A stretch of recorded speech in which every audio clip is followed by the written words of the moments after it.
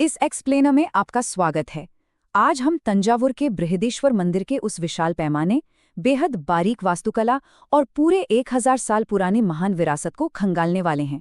देखिए, चोल वास्तुकला का ये मास्टरपीस ना सिर्फ कोई पुरानी इमारत नहीं है, ये असल में इंजीनियरिंग, बेजोड़ कला और उस दौर के समाज का एक जीता जागता सबूत है।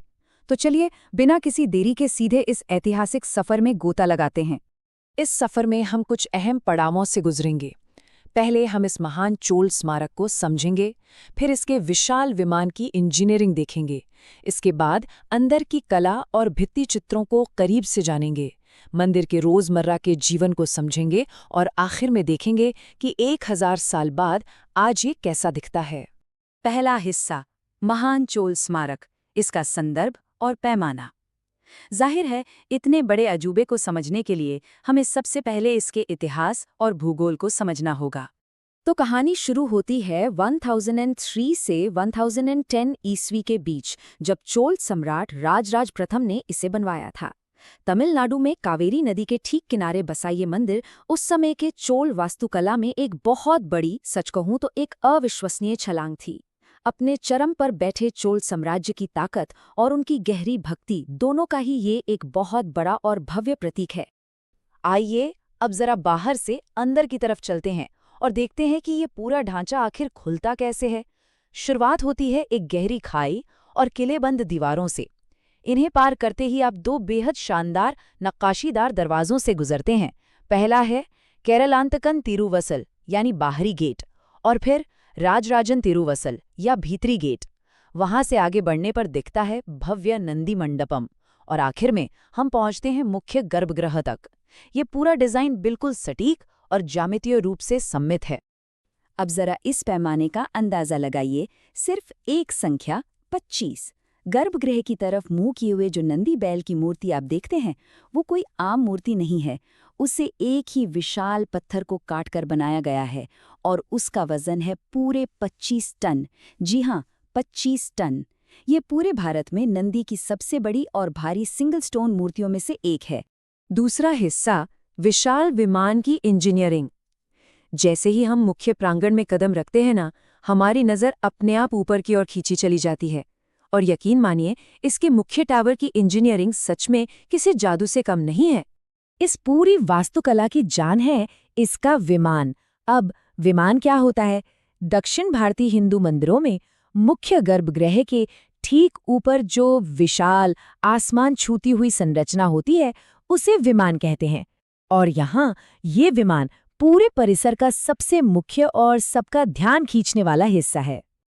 जरा सोचिए, ये विमान 63.4 मीटर यानी करीब 208 फीट ऊंचा है। लेकिन असल चमत्कार तो इसके बिल्कुल शिखर पर है। इसके टॉप पर 80 टन का एक सिंगल ठोस ग्रेनाइट पत्थर रखा हुआ है। 11वीं सदी में जब कोई आधुनिक क्रेन या भारी मशीनें नहीं थीं, तब 80 टन के पत्थर को इतनी ऊंचाई पर कैसे पहुंचाया गया होगा? ये सवाल आज भी बड़े बड़े इंजीनियरों को हैरान कर देता है। एक और दिलचस्प बात देखिए, अगर हम इस विमान की तुलना बाद में बनी चोल मंदिरों से करें, जैसे कि गंगईकोंडा चोलपुरम का मंदिर, तो एक बड़ा फर्क नजर आता है। बाद वाले मंदिरों के टावर थोड़े घुमावदार होते थे, लेकिन बृहदीश्वर का ये टावर बिल्कुल सीधा है। इसमें 13 चौकोर मंजिलें हैं जो ऊपर की तरफ जाते हुए सिकुड़ती जाती हैं। इसकी ये ज्योमेट्री इसे बिल्कुल अनोखा बनाती है। तीसरा हिस्सा, देवी देवता, भित्ति चित्र और कला। बाहर की तेज धूप से अब हम मंदिर के थोड़े कम रोशनी वाले लेकिन बेतहाशा खूबसूरत आंतरिक हिस्से में चलते हैं। यहाँ अंदर तो जैसे एक पूरी अलग ही दुनिया बसी है। इस पूरे परिसर के बिल्कुल दिल में मौजूद है करूवरई। ये एक तमिल शब्द है जिसका मतलब होता है गर्भ कक्ष, यानी वो सबसे भीतरी पवित्र जगह जहाँ मुख्य देवता विराजमान होते हैं। और इस कक्ष के अंदर वहां एक विशाल 29 फुट का मोनोलिथिक शिवलिंग स्थापित है जो 2 मंजिलों तक फैला है। ये भव्य भी है और बहुत शांत भी। अंदर की दीवारें तो जैसे कला की कोई मास्टर क्लास हो। बाहरी दीवारों पर आपको भरतनाट्यम के आधार यानी नाट्य शास्त्र की 108 में से 81 नृत्य मुद्राएं पत्थर में उकेरी हुई मिलेंगी। अंदर चोल काल के वो प्राचीन भित्ति चित्र हैं जिन्हें गीले चूने पर बिल्कुल प्राकृतिक रंगों से बनाया गया था। और सबसे कमाल की बात पता है क्या है? वैसे तो ये एक शिव मंदिर है, लेकिन यहाँ शैव, वैष्णव और शाक्त सभी परंपराओं के देवी देवताओं को बिल्कुल एक समान जगह दी गई है। चौथा हिस्सा, मंदिर का दैनिक जीवन।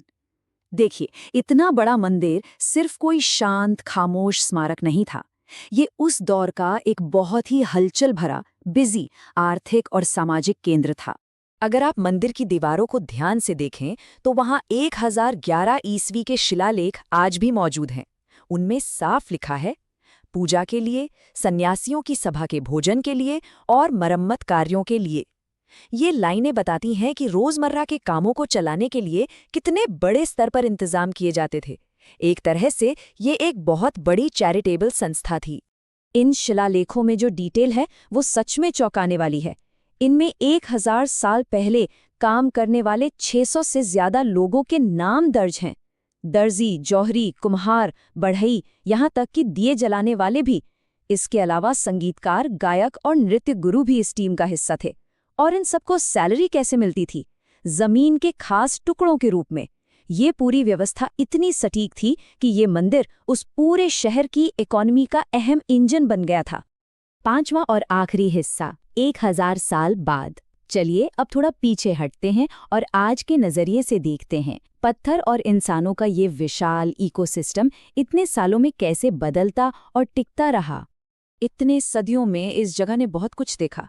1010 ईस्वी में राजराज प्रथम ने इसे पूरा किया। फिर 16वीं और 17वीं सदी में नायक राजाओं ने इसमें कुछ नए मंदिर जोड़े। 1777 आते आते फ्रांसीसी सेना ने इसे एक शस्त्रागार बना दिया और इसके चारों तरफ रक्षात्मक दीवारें खड़ी कर दी। और फिर साल 2010 में इस महान मंदिर ने अपना 1000वां साल पूरा किया। जब 2010 में इसका 1000वां जन्मदिन मनाया गया तो वो नज़ारा देखने लायक था। मंदिर परिसर में एक साथ 1000 भरतनाट्यम नर्तकियों ने परफॉर्म किया। सरकार ने 5 रुपए का एक खास सिक्का और डाक टिकट भी जारी किया। और तो और किसानों ने सेम्मई चावल की एक नई वैरायटी का नाम ही राजराजन 1000 रख दिया। ये सब दिखाता है कि ये स्मारक आज भी हमारे जीवन और संस्कृति से कितना गहरा जुड़ा हुआ है। तो अब हम इस एक्सप्लेनर के आखिर में आ गए हैं और जाते जाते जरा इस बात पर गौर कीजिएगा, अगर पत्थर, कला और समाज का 11वीं सदी का ये ब्लूप्रिंट, 1000 साल का इतिहास इतने युद्ध और बदलाव झेल सकता है, तो सोचिए आज के इस दौर की ऐसी कौन सी इमारतें होंगी जो साल 3026 में खड़ी होकर हमारी कहानी सुनाएंगी।